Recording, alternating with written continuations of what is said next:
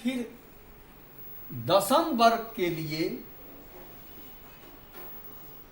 संस्कृत व्याकरण में पहले पाठ के साथ उपस्थित हूं।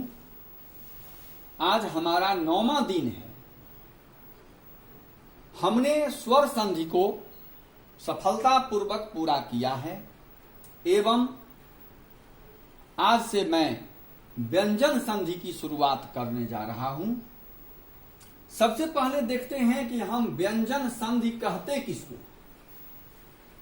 इसमें एक छोटी सी बात आपको याद रखना है कि नाम है व्यंजन संधि, अर्थात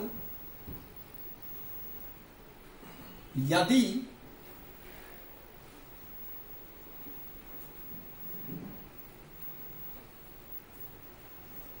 प्रथम पद के अंत में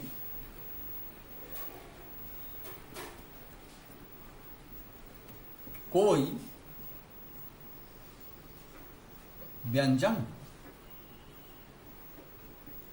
इस कथन से यह स्पष्ट होता है कि व्यंजन संधि के अंतर्गत प्रथम पद के अंत में स्वर के रहने की कोई संभावना नहीं है। No possibility at all. प्रथम पद के अंत में कोई स्वर नहीं रहेगा, केवल व्यंजन रहेगा।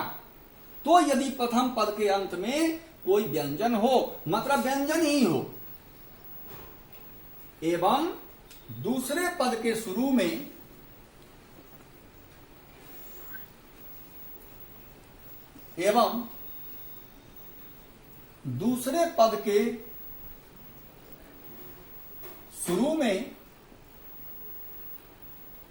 कोई स्वर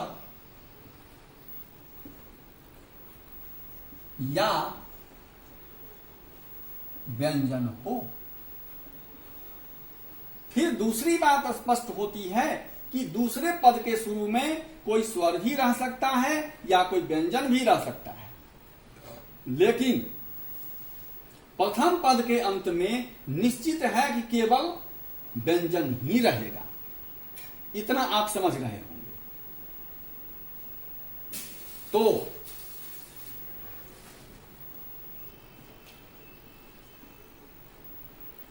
दोनों के मेल से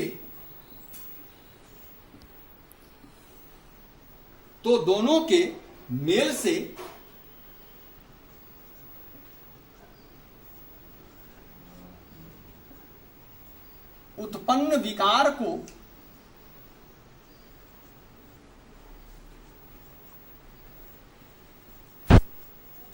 व्यंजन संधि कहा जाता है। प्रथम पद के अंत में कोई व्यंजन हो और दूसरे पद के शुरू में कोई स्वर या व्यंजन हो, तो इन दोनों के मेल से अर्थ है कि प्रथम पद का अंतिम व्यंजन और दूसरे पद के शुरू का स्वर या व्यंजन दोनों के मिलने से जो विकार उत्पन्न होगा उसे हम व्यंजन संधि कहते हैं। अब इस व्यंजन संधि के अंदर हमें क्या क्या पढ़ना है, इसकी थोड़ी सी चर्चा मैं आज करूंगा आपके सामने, जिसमें सबसे पहला होगा परस वर्ण संधि। अब देखिए, परस का मतलब क्या है? परस वर्ण का अर्थ है कि जिसके शुरू में कोई स्पर्श वर्ण हो, परस। तो परस का मतलब है स्पर्श, अर्थात प्रथम पद के अंत में कवर्ग हो, चवर्ग हो, टवर्ग हो, तवर्ग हो, पवर्ग हो और दूसरे पद के शुरू में यदि कोई दूसरा स्वर या व्यंजन है तो दोनों के मिलने से जो विकार उत्पन्न होगा उसे हम परस वर्ण संधि के अंतर्गत पढ़ेंगे। फिर देखिए, दूसरा है छत्वम।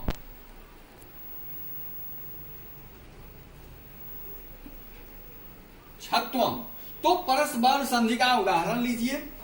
कल हम फिर विस्तार से इसकी चर्चा करेंगे, लेकिन आज हम केवल इसको इंट्रोड्यूस कर देते हैं कि प्रथम पद के अंत में स्पर्श वर्ण रहेगा।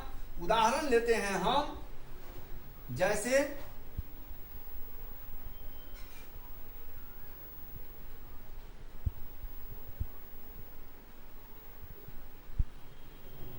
कम जो टकह कंटकह, उदाहरण ले सकते हैं आप, देख लीजिए। कमजो टकह तो कंटकह। अब देख लीजिए, पहले पद के अंत में मौ था जो पवर्ग का अंतिम अक्षर है। तो परस वर्ण के अंतर्गत प्रथम पद के अंत में कोई स्पर्श वर्ण होगा जिसमें कवर्ग के क से लेकर के और पवर्ग के मौ तक कोई भी वर्ण हो सकता है, और दूसरे पद के शुरू में कोई स्वर या व्यंजन होने पर विकार उत्पन्न होगा, तो इसे हम परस वर्ण संधि के अंतर्गत पढ़ेंगे। और दूसरा है हमारा छत्वम। छत्वम का अर्थ है छत्व संधि। अब देखिए, अब देखना होगा कि छत्व का मतलब क्या है। छत्व का मतलब है सौ का छ में परिवर्तन।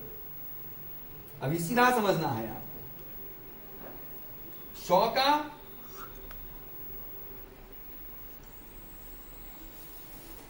का छ में परिवर्तन, इसी को कहते हैं छत्व संधि। लेकिन यह स्व कहां रहेगा? तो छत्व का मतलब हुआ कि छ में परिवर्तन। तो छ में किसका परिवर्तन? तो तालव्य स्व का परिवर्तन।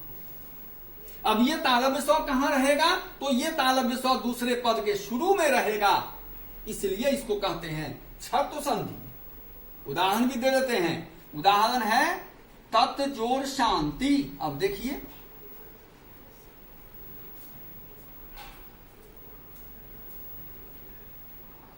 हम आपको यहां बता देते हैं कि तो का परिवर्तन चौ में होता है, लेकिन मूल फोकस है यहां तालव्य स्व पर।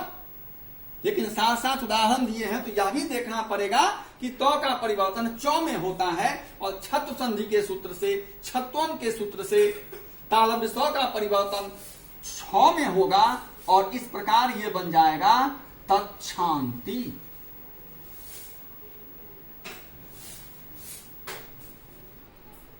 छत्व। तीसरा है, तीसरे का नाम है, तीसरे का नाम है तुगागम। तीसरे का नाम है बच्चों तुगागम, अर्थात तुक जोड़ आगम।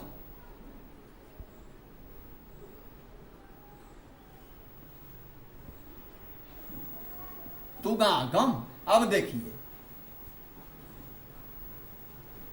अगर इसका संधि विच्छेद आप करते हैं तो आपको मिलता है तुक जोड़ आगम। देखिए, तुक जोड़ आगम। तो ये तुक क्या होता है? किसको कहते हैं तुक? हम तो तुक कहते हैं कि यदि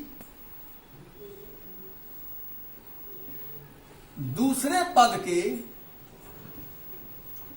शुरू में छ हो, अब इस दोनों में अंतर है। यहां दूसरे पद के शुरू में तालव्य स्व था, जबकि यहां दूसरे पद के शुरू में छ रहेगा। तो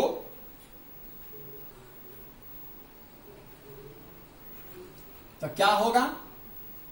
दूसरे पद के शुरू में छ रहने पर,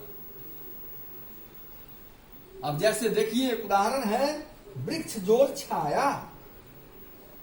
अब देखिए, हम यहां देख रहे हैं कि दूसरे पद के शुरू में छ है, इस कारण से ये बीच में च का आगमन होगा। बहुत सारे व्याकरण की पुस्तकों में इसको चागम भी कहा जाता है। सूत्र चागम अर्थात च का आगमन, तो बन जाएगा वृक्ष छाया। अब देखिए यहां पर छ में कोई परिवर्तन नहीं आया। प्रथम पद का जो अंतिम वर्ण है उसमें भी कोई चेंज नहीं आया, लेकिन बीच में वह अक्षर आ गया जो पहले से मौजूद नहीं था। तो इस प्रकार बीच में जब च आ जाता है तो इसे ही कहते हैं तुगागम। जैसे आप कह सकते हैं स्व जो छंदम स्वच्छंदम, जैसे आप कह सकते हैं स्व जो छत्रम स्वछत्रम।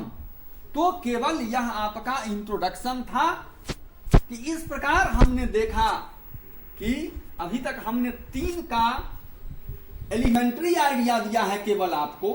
हम फिर कल इसे पढ़ाएंगे, लेकिन इन उदाहरणों से यह बात स्पष्ट हो जाती है कि प्रथम पद के अंत में व्यंजन और दूसरे पद के शुरू में स्वर या व्यंजन रहने पर विकार उत्पन्न होता है, और इसी विकार को हम व्यंजन संधि कहते हैं। That's all.